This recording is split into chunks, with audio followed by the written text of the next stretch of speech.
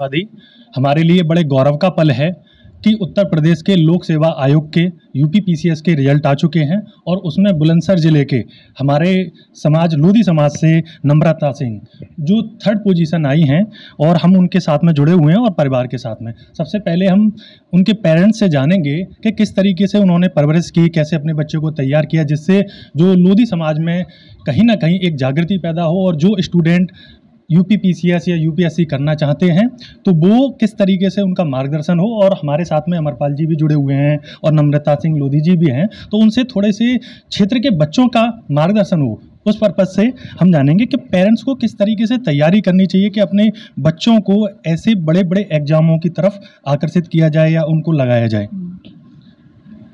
Thanks. मैं ये कहना चाहूँगी, मेरे नम्रता, हितेंद्र एंड प्रखर तीनों बच्चे यहाँ पर सीबीएसई स्कूल जेपी विद्या मंदिर में पढ़ते हैं और शुरू से ही मैं इनका ध्यान रखती थी। वो ये नहीं कि हम बड़े होकर उनका ख्याल रखेंगे, जैसे नर्सरी जैसा उसका मेंटल लेवल है उस समय उसको उसके हिसाब से उसको पढ़ाया जाए। और उसको स्टार्टिंग से ही हम लोग, मेरी कोशिश ये रहती थी कि इनका मनोबल इतना हाई हो कि आगे जाके इनको कोई प्रॉब्लम ना हो। तो स्टार्टिंग से ही ये ऑलराउंडर थी, सभी चीज़ों में आगे रहती थी, केवल एकेडमिक ही नहीं, आपका डांस हो, आपका चित्रकारी हो, आपका गेम्स हो, कहीं कहीं किसी भी मंच पे बोलना हो, और नेशनल लेवल भी खेली है। तो स्टार्टिंग से ही एक तो इसका मनोबल बहुत हाई था, एकेडमिक भी और अदर एक्टिविटीज़ में भी। और ये हमेशा क्लास की टॉपर रही। मेरा बेटा हमेशा क्लास का टॉपर रहा और ये जो करंट में चल रहा है ये भी टॉपर रहता है क्लास में। तो सबसे बेसिक ये चीज़ है कि स्टार्टिंग से अगर हम बच्चे का मनोबल ऊंचा करके चले ना तो बाकी आगे की चीज़ें आसान हो जाती हैं। तो ये सारे मैं तीनों बच्चों को लेके ऐसे ही चलती हूँ। बिटिया का भी यही रहा और इसका परिणाम ये हुआ कि ये 12th में जेपी विद्या मंदिर की 2015 की टॉपर रही। ये भी अपने इसमें टॉपर है। वहाँ पर इन्होंने जेई मेंस बिना किसी तैयारी के जनरल कैटेगरी में पहले ही चांस में इंटर के साथ ही इन्होंने क्वालिफाई किया और कंप्यूटर साइंस से इन्होंने बीटेक किया है। इंजीनियरिंग कहाँ से हुई? जैसे बीटेक जो 12th के बाद में आपने जैसे जेई एडवांस, तो कहाँ से बीटेक हुई? बीटेक इनकी है ना national institute of technology Delhi से हुई, एनआईटी दिल्ली से जेई मेंस के थ्रू गई। ये कब से लगभग सफ़र स्टार्ट हो गया था यूपीएससी या यूपीपीएससी का? ऐसा हुआ जब इंजीनियरिंग कर रही थी उस दौरान प्लेसमेंट वगैरह सब इनका भी हुआ, अच्छी जगह है।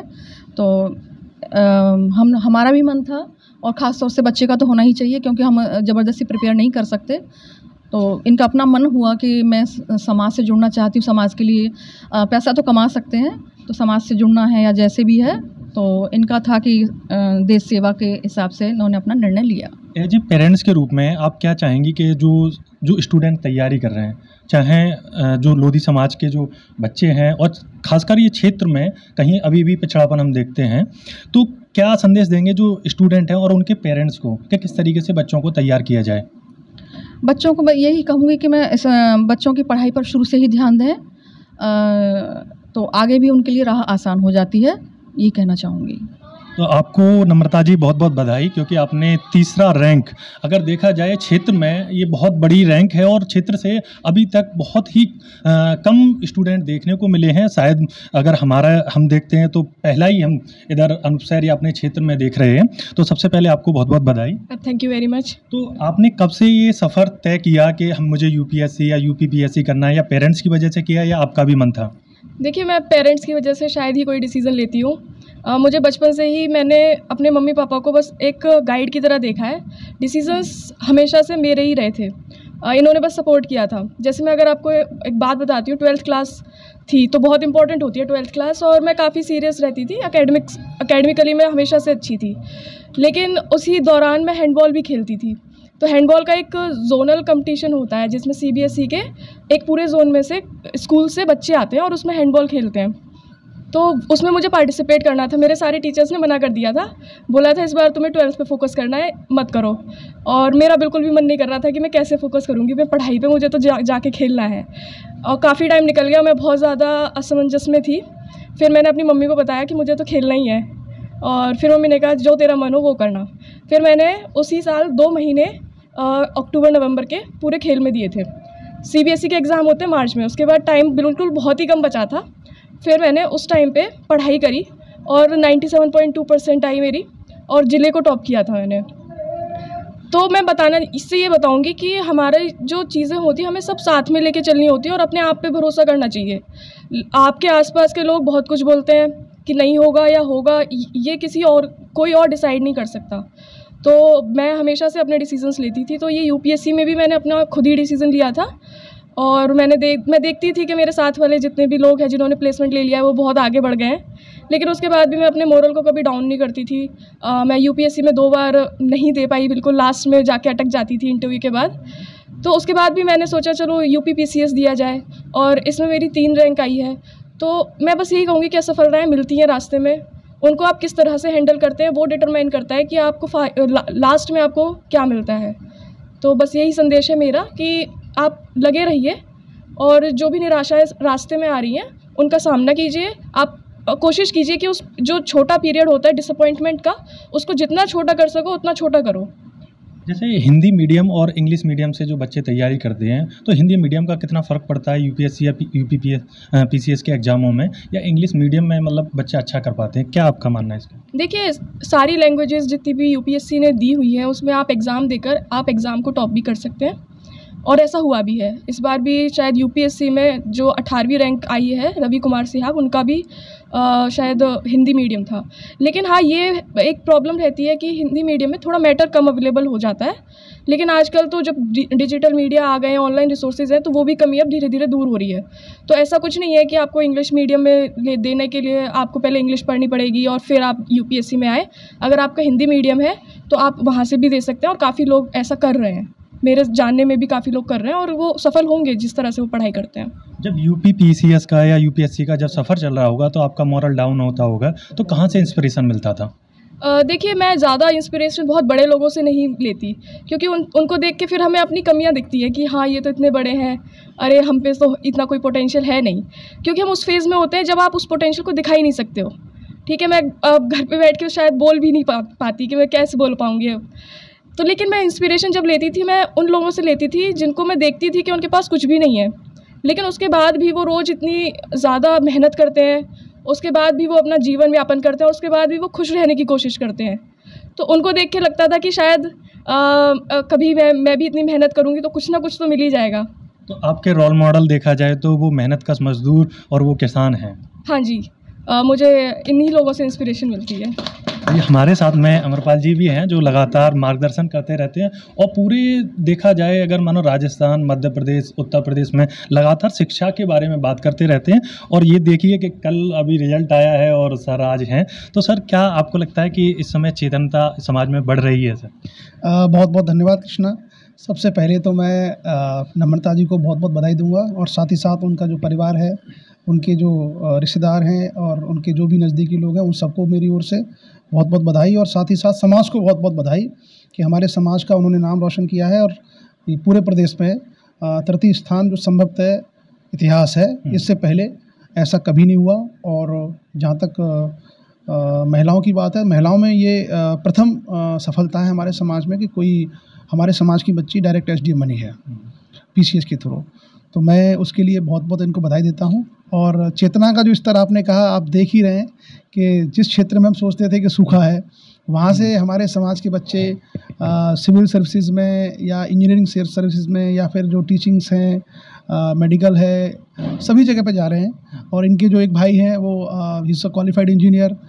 एक अच्छा मतलब मैसेज पूरे समाज में है। और समाज की जब कोई बेटी सेलेक्ट होती है तो उसका बहुत बड़ा कैस्केडिंग इफेक्ट होता है। उससे जो बाकी ऐसे पेरेंट्स जिनके अंदर ये संशय होता है कि हम अपनी बच्चियों को क्यों पढ़ाएं, उनके बारे में वो उतने चिंतित नहीं होते जितने बेटों के बारे में होते हैं। तो निश्चित रूप से नम्रता जी का जो उदाहरण है, ये हमारे समाज के जो किसान लोग हैं, जो गांव में रहते हैं, उनके पेरेंट्स को ये मोटिवेट करेगा कि वो भी अपनी बच्चियों को पढ़ाएं, बड़े सपने देखें। और आप जानते हो किसी भी समाज में जो बदलाव है, परिवर्तन है, उसका मुख्य आधार प्रेरणा होती है, इंस्पिरेशन। वो इंस्पिरेशन जितने ग्रास रूट लेवल तक हम पहुंचा पाते हैं, उससे समाज बदलता है। किसी बड़े आदमी से या बड़े किसी आदमी के बोलने से समाज नहीं बदलता, समाज हमेशा इंस्पिरेशन ग्रहण करता है। तो मैं पुनः इनको धन्यवाद दूंगा कि आप इतने बधाई के पात्र हैं कि आपने एक ऐसा मैसेज, कहते हैं ना, उदाहरण देना बहुत आसान है, उदाहरण बनना बहुत मुश्किल है। आपने उदाहरण बन करके उदाहरण प्रस्तुत किया है समाज के सामने, और ये निश्चित रूप से आने वाले 4 से 10 वर्षों में हमारे समाज में एक क्रांतिकारी बदलाव लेके आएगा। इस समय देखा जाए तो हम भी वो एनर्जी महसूस कर रहे हैं, लेकिन मैं ये जानना चाहता हूँ जो स्टूडेंट हैं उनके लिए ऐसे कौन से बिंदु हैं जिन पर वो अपनी तैयारी को आगे बढ़ा सकते हैं, और ख़ास करके पेरेंट्स के लिए आप कौन से ऐसे बिंदु रखेंगे जिनकी तरफ पेरेंट्स को ध्यान रखना चाहिए?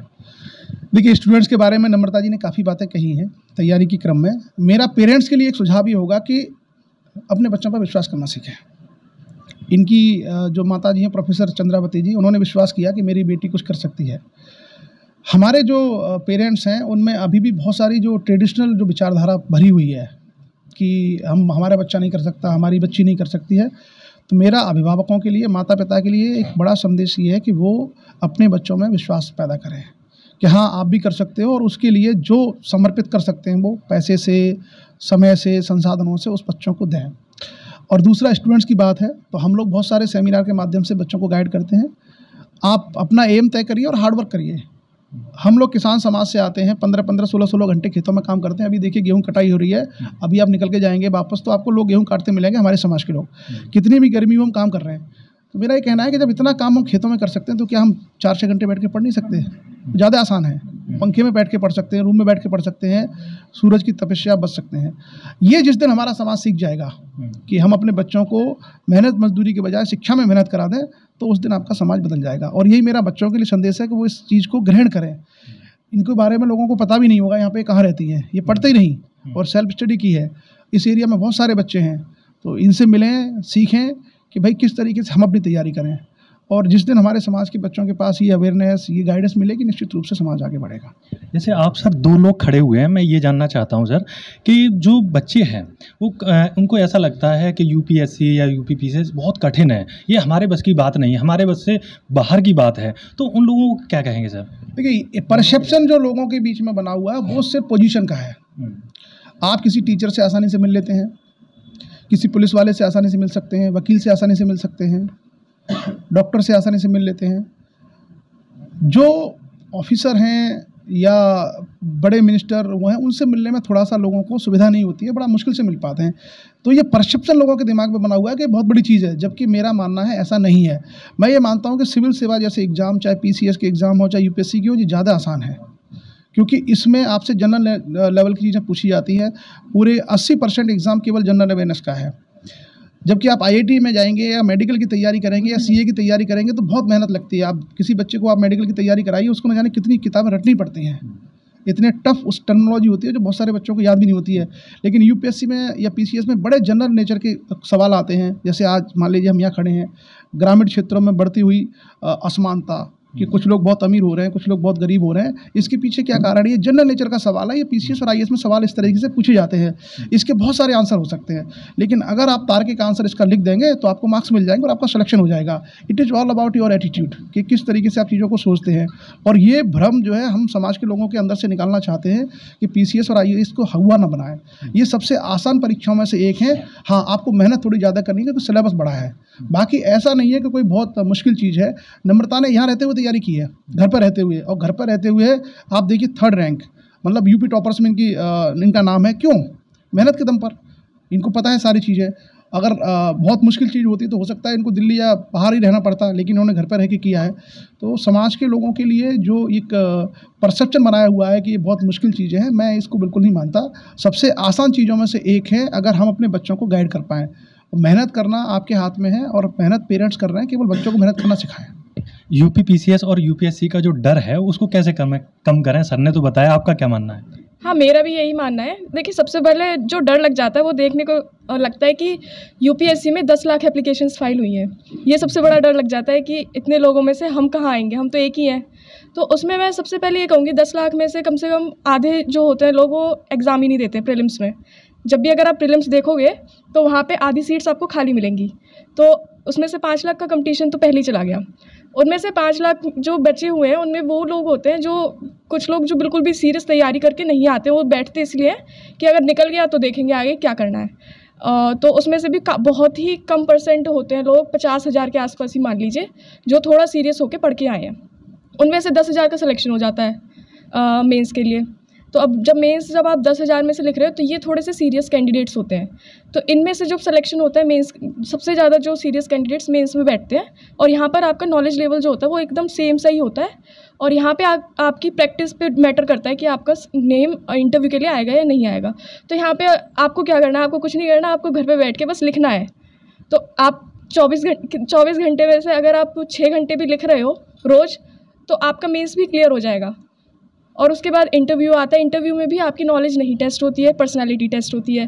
तो उसमें आप कितने कॉन्फिडेंस के साथ बोलते हो, उसके हिसाब से आपको नंबर मिलते हैं। तो ये जो पूरा प्रोसेस है, एक तो प्रोसेस लंबा है, शायद इसीलिए लोगों को डर लगता होगा, और ये नंबर से डर लगता है। लेकिन नंबर में मैंने बताया केवल 10,000 ऐसे एस्पिरेंट्स होते हैं जो सीरियस होते हैं, तो कंपटीशन केवल उन्हीं में है। तो ऐसा कोई डरने की इसमें ज़रूरत नहीं होती। जैसे इंटरव्यू में किस तरीके के सवाल पूछे जाते होंगे, अगर मानो स्टूडेंट जानना चाहें, या किस तरीके के सवाल पूछे जाते हैं इंटरव्यू के दौरान? देखिए, इंटरव्यू में मतलब आपको 5 या 6 मेंबर्स का बोर्ड मिलता है। तो उसमें जो चेयरमैन होते हैं वो बीच में बैठे हुए होते हैं, और वो आपको पूरी तरह से ऑब्जर्व करते हैं। तो इंटरव्यू कभी भी लिखा हुआ उसमें इंटरव्यू की तरह नहीं आता है, उसमें लिखा हुआ आता है जो आप सिलेबस वगैरह देखेंगे, पर्सनालिटी टेस्ट। तो वहाँ पे आपकी नॉलेज का टेस्ट नहीं होता है। कई सारे ऐसे कैंडिडेट्स होते हैं जो वहाँ पर गलत आंसर भी दे के आ जाते हैं या आंसर नहीं दे के आते, लेकिन वो उसको इतने कॉन्फिडेंस के साथ एक्सेप्ट करके आते हैं कि sir I don't know the answer of this question, I will look into it. तो इस तरह से जब वो बोल देते हैं उनके सामने बिना झिझक के, तो पता चल जाता है कि इंसान अपनी गलती को एक्सेप्ट कर रहा है, इंसान इतने कॉन्फिडेंस के साथ बोल रहा है। तो उस पर भी नंबर काफ़ी लोगों को अच्छे मिलते हैं।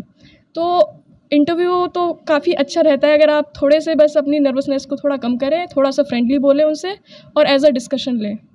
जी, धन्यवाद। और ये स्टूडेंटों के लिए काफ़ी इंस्पिरेशन है, और ख़ास करके क्षेत्रों के लिए।